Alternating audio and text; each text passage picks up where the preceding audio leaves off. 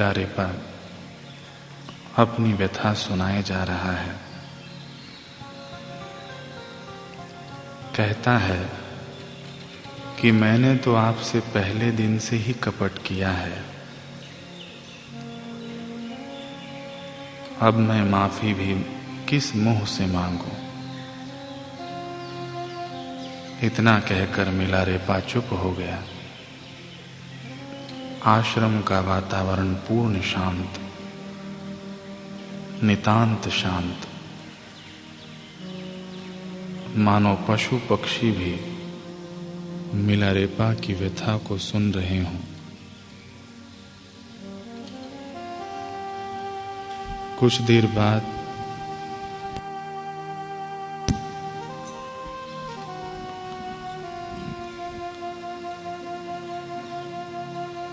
बाद गर्म आहों से निजात पाकर लंबी ठंडी श्वास लेकर अपनी आंखों को ऊपर उठाकर देखता है महात्मा नागोकपा की ओर। दृश्य कुछ ऐसा है कि महात्मा नागोकपा की आंखों पर पलकों का बांध लगने के बावजूद भी आंसुओं ने अपनी हदें पार कर दी हैं। जी हां, अभी तक नागोकपा रो ही रहे हैं। मिलारेपा तो कब का चुप हो गया है, परंतु महात्मा नागोकपा की आंखें बंद हैं और आंसू भाग रहे हैं। मिलारेपा सोचता है कि मेरी इतनी कष्टमय प्रसंग को सुनकर तो कोई भी रो देगा। महात्मा भी मेरी पीड़ा को महसूस कर सकते हैं, इसलिए तो रो रहे हैं। मिलारेपा बड़ी ही नम्रता भरी आवाज में मधुरता लाकर कहता है कि महाराज, मेरी हृदय विदारक घटना सुनकर आपका भी हृदय द्रवित हो गया ना। तो महाराज सोचिए मुझ पर क्या बीती होगी।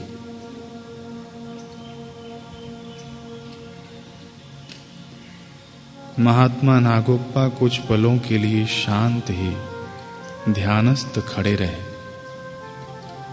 फिर अपनी आंखों को खोलकर मिलारेपा की ओर बड़ी ही स्नेहिल कोमल दृष्टि डाली। मिलारेपा, क्या तुम्हें सचमुच यही लग रहा है कि मैं तुम्हारी पीड़ा पर रो रहा हूं? अरे पगले, मैं तो अपने गुरुदेव मारपा की तुझ पर करुणा कृपा की बरसात को याद कर करके रो रहा हूं कि तुझ पर उनकी कितनी करुणा बरसी है। मैं अभागा रह गया, मैं वंचित रह गया उनकी इतनी करुणा कृपा से। अरे पगले, तू कहता है कि गुरुदेव ने तुझे बहुत प्रताड़ित किया, तो तू जरा सोच कि सच में उनके द्वारा तुझे प्रताड़ना ही मिली, केवल प्रताड़ना। अगर केवल प्रताड़ना ही मिलती तो तू क्या 12 वर्षों तक उनके पास टिक सकता था? तुझे सिर्फ मेरे गुरुदेव के बाहरी हाथ ही दिखे जो तुझे पिटाई करने के लिए उठते थे।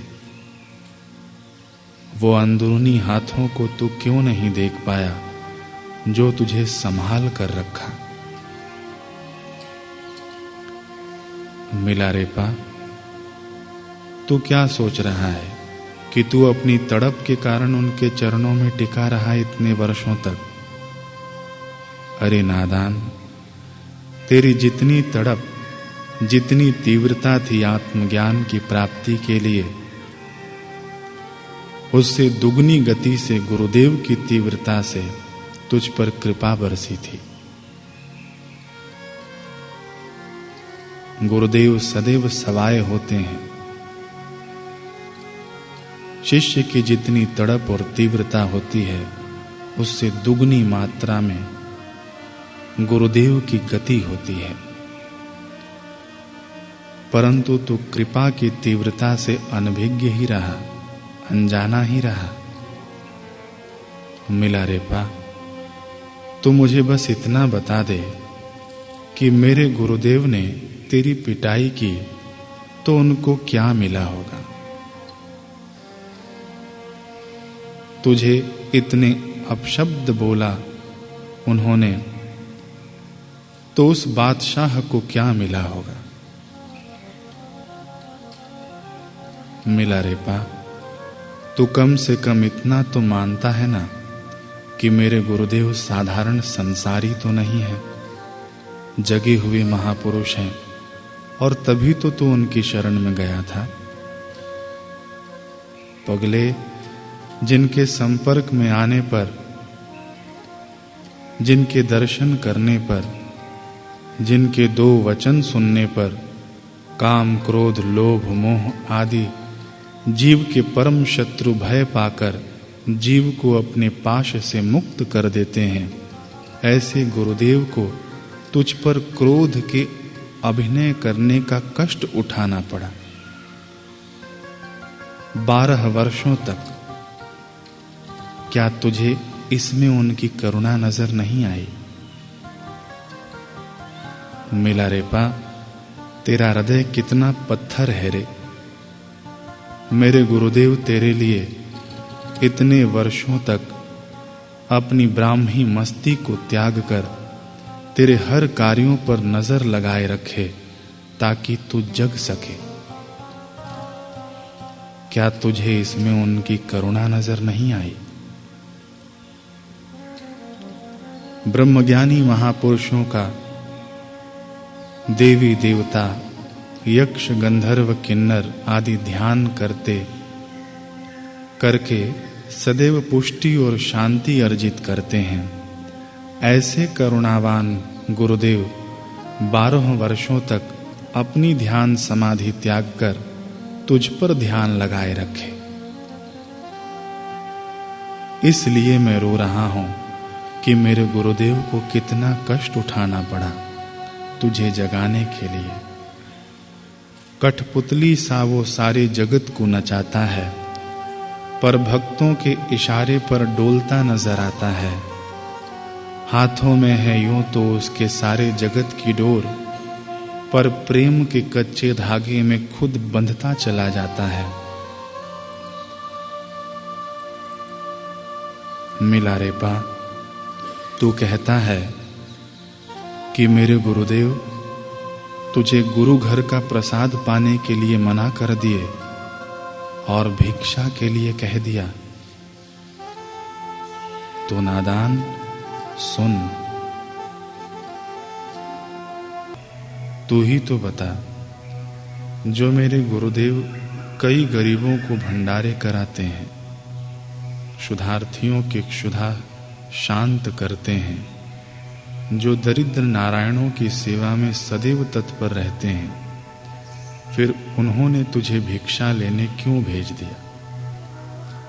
क्या तुझे नहीं पता इस बात का कि मेरे गुरुदेव कितने वैभव संपन्न हैं? उनके पास धन की कमी नहीं है, फिर चाहे वो लौकिक धन हो या पारलौकिक, अथाह धन है उनके पास। ये तू भी तो जानता है, फिर भी तुझे भिक्षा के लिए क्यों भेजा? क्या कभी सोचा है? अरे मेरे गुरुदेव को कितनी पीड़ा होती होगी कि जो हाथ सदैव दूसरों के पेट को भरते आए हैं, वे ही हाथ आज अपने समर्पित शिष्य को, जो उनकी सेवा में दिन रात रहता है, उसी के मुख में 2 कौर निवाला नहीं खिला पा रहे हैं। मिलारेपा, मेरे गुरुदेव का हृदय कई माताओं के हृदय से भी बड़ा कोमल है। कितनी पीड़ा सहते हुए तुझे पुष्ट कर रहे थे पगले।